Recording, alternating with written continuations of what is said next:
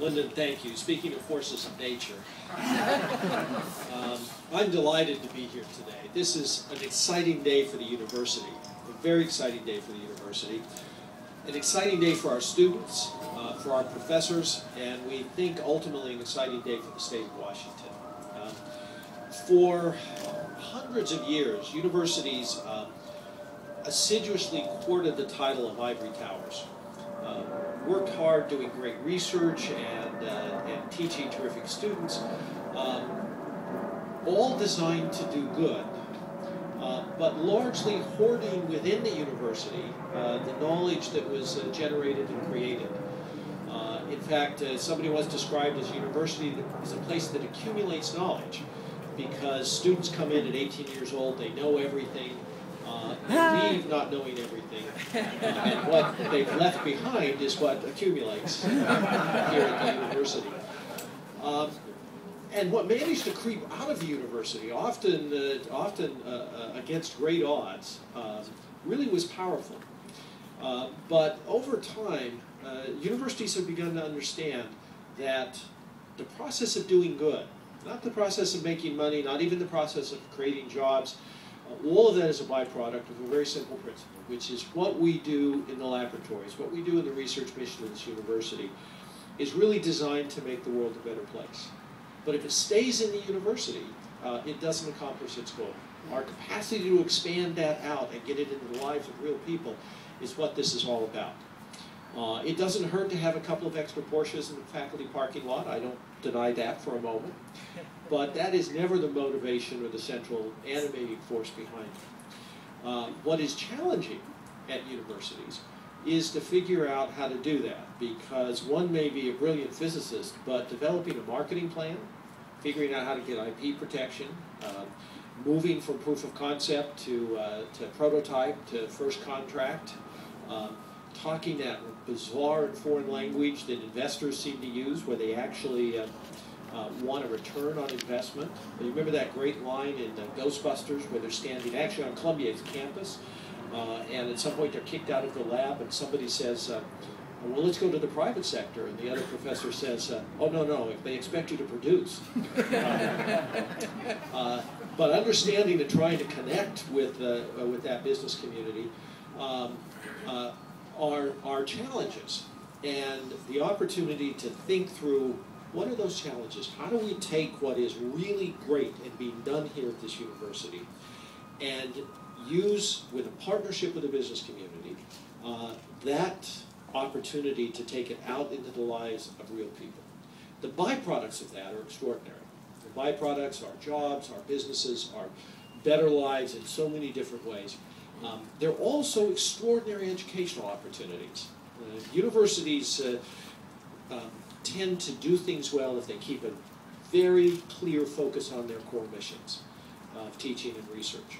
And as Lyndon so eloquently suggested, as we draw our students into this process, they often become themselves the interface between the professors and the business community. They themselves often provide the manpower and womanpower for actually creating the value added that's necessary to really move this idea from workbench to bedside, to move it out into the stream of commerce, are extraordinary and tremendous opportunities for our students.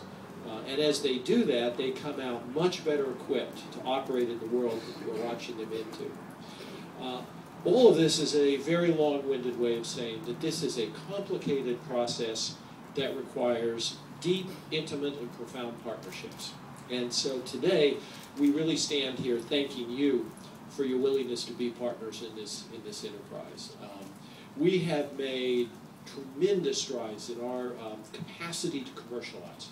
The work that's gone on under Lyndon's office in terms of connecting to the business community, creating much smoother transitions, reducing transaction costs, being able to help people see what the possibilities are in terms of research has been nothing short of extraordinary.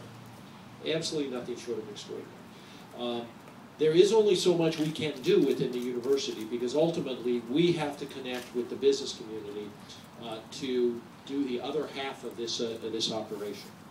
The exciting thing about this building today is it provides us a wonderful physical manifestation, both of our commitment to do this and of the kind of connections that are essential. The fact that a professor gets to stroll down here rather than frantically riding his bicycle for miles is powerful and profound. The fact that our students have access to this makes a difference. The fact that we have some parking spaces for the business people who will come up here is absolutely critical, because it is that the geography will be to some degree destiny in our capacity to create this. It also provides another opportunity, which is allowing the universities, professors, and the work that goes on in the laboratories to remain for some significant period of time connected to the business operation. At the end of the day, as you all know much better than I do, very often it's the second, third, and fourth generation of technology that really turns the corner in the business. If the business spins away from the university too quickly, we lose that capacity for that connection and that real value added. We also lose it in the state. When businesses spin too quickly out of their university geography, the reasons for staying in the state begin to reduce, and all of a sudden sunny climates and higher degrees of venture capital and so forth begin to appeal.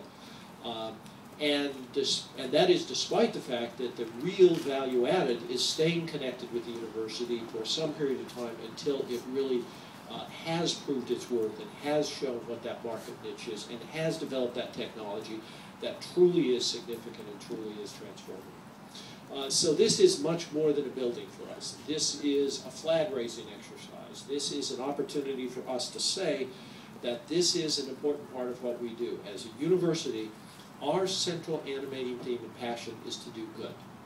And this is a vehicle, a tremendous vehicle, and a recognition of the centrality of that particular mission here on this campus. And so I echo Lyndon's thanks to everybody who made this possible. These things do not happen by accident. They don't happen by the enthusiasm of one person. And it doesn't matter what my commitment is. It doesn't matter what Lyndon's commitment is.